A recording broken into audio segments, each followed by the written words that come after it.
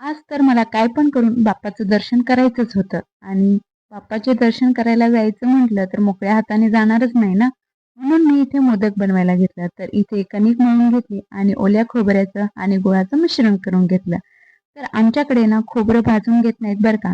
फक्त त्याचं सारण बनवून घेतात आणि आमच्याकडे मोदकाला मोदक नाही म्हणत, तर त्याला म्हणतो आम्ही सुटमिऱ्याचे उंडे.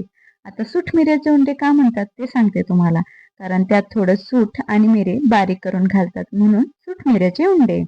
आणि आमच्या भागात मोदकाचा आकार असा फुलासारखा बनवतात. पण मी बाप्पासाठी आपल्या मोदकाच्याच आकाराचे आकार दिला होता. मोदक झाल्यानंतर आवरायला घेतलं. आवरतच होते तेवढ्यात पिहूचे पप्पा आले. नंतर सगळेजण आवरून गेलो बाप्पाच्या दर्शनाला. मस्त असं बाप्पाचं दर्शन केलं.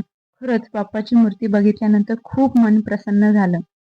नैवेद्य दाखवला बाप्पाला आणि पिहूने पण बाप्पाचं दर्शन केलं.